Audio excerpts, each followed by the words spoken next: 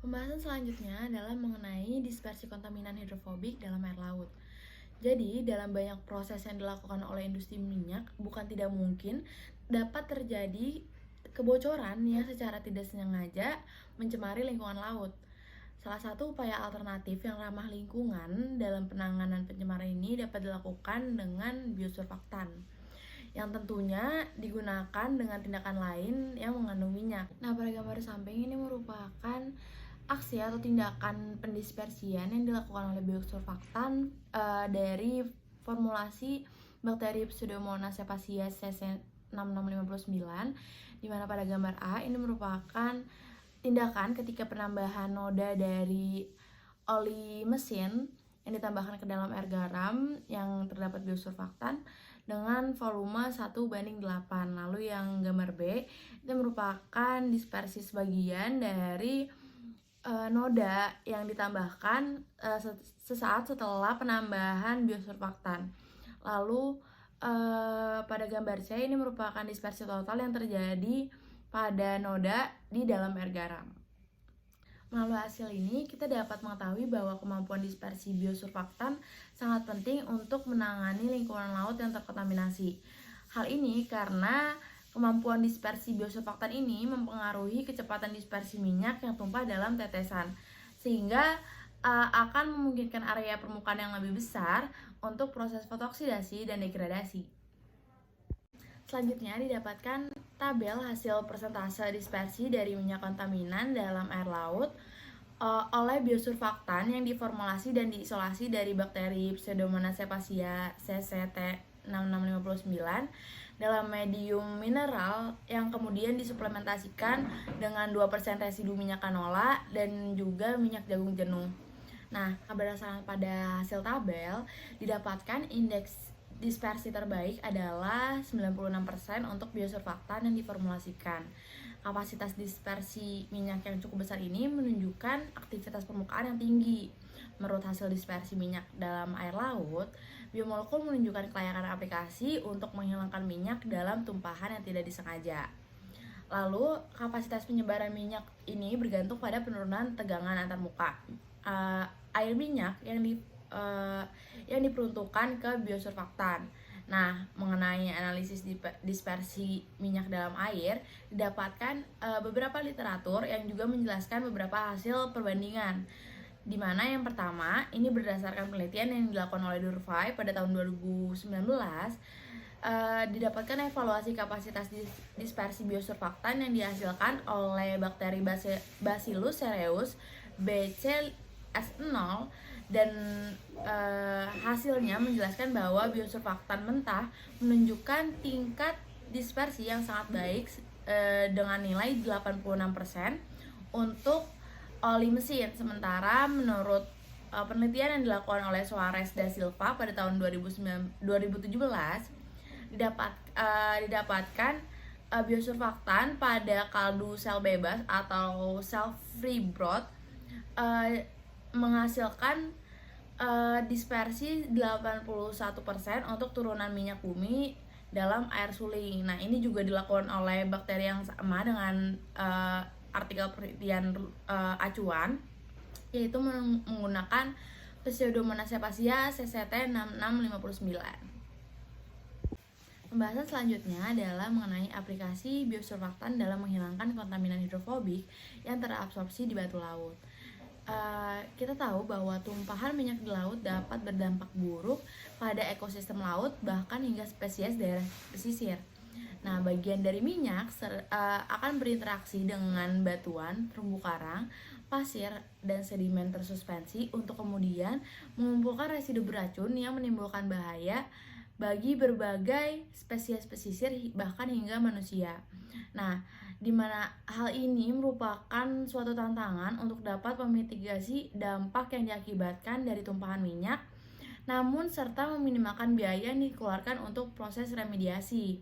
Pada data yang dilampirkan pada penelitian ini, didapatkan penghilangan sebesar 84% untuk biosurfaktan yang diformulasikan dan diisolasi dari bakteri Pseudomonas cepacia CCT6659 yang ditanam pada media mineral yang dilengkapi juga dengan 2% minyak canola goreng dan juga 3% cairan jenuh dari jagung. Sementara itu, nilai sebesar 72,5% ditunjukkan untuk biosurfaktan yang diisolasi pada konsentrasi setengah CMC, CMC, 2 kali CMC, dan juga 5 kali CMC, di mana CMC ini merupakan critical micelle concentration yang ditentukan oleh tegangan permukaan yang diperoleh dari pengenceran biosurfaktan yang sering ada dalam air. Berdasarkan hasil ini, didapatkan bahwa biosurfaktan menunjukkan efisiensi tinggi dalam penghilangan oli mesin dari batu laut. Hasil ini menunjukkan kelayakan dari penerapan Pseudomonas cepacia biosurfaktan, baik yang diformulasikan maupun yang diisolasi, sebagai bahan pendispersi yang cocok untuk membersihkan polutan hidrofobik di ekosistem yang sangat sensitif, seperti contohnya terumbu karang yang merupakan lingkungan rentan dan memiliki akses yang sulit. Selanjutnya adalah pembahasan mengenai aplikasi biosurfaktan sebagai bioremediasi dari air laut. Eksplorasi minyak yang meluas meningkatkan kemungkinan bencana tumpahan minyak yang merupakan salah satu sumber utama pencemaran air dan menyebabkan kerugian besar bagi keanekaragaman hayati perairan serta kerusakan besar pada ekonomi.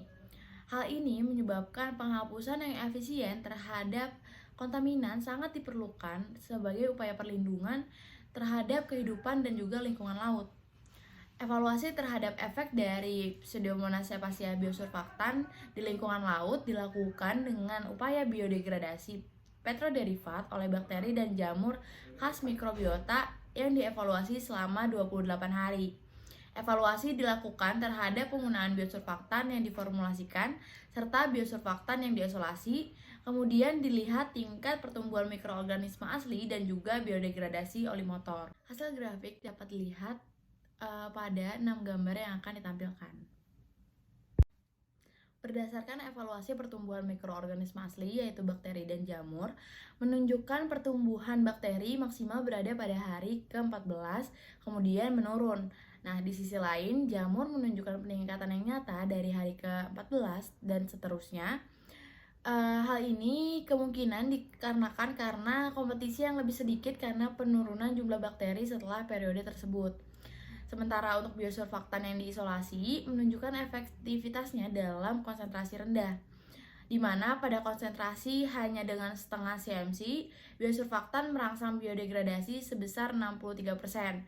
Nah, hal ini tidak berbeda jauh dengan hasil yang diperoleh pada biosurfaktan dengan 5 kali CMC, di mana ini merupakan konsentrasi tertinggi yang diuji, dan hasil yang diperoleh itu sekitar 75% efektivitasnya. Nah, karena bedanya konsentrasi dan juga sedikitnya perbedaan efektivitas, ini menunjukkan bahwa biosurfaktan yang diisolasi ini memiliki efektivitas dalam konsentrasi rendah yang dapat menghemat biaya yang dikeluarkan.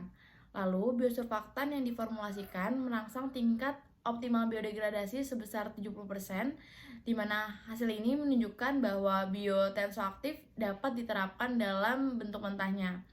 Nah, ini juga akan mengurangi biaya produk akhir, sehingga secara keseluruhan hasil ini jelas menunjukkan kemampuan biosurfaktan untuk bertindak sebagai agen bioremediasi di lingkungan yang terkena dampak tumpahan minyak. Yang terakhir adalah kesimpulan. Berdasarkan penelitian yang dilakukan oleh jurnal acuan yang kami pilih, didapatkan beberapa kesimpulan.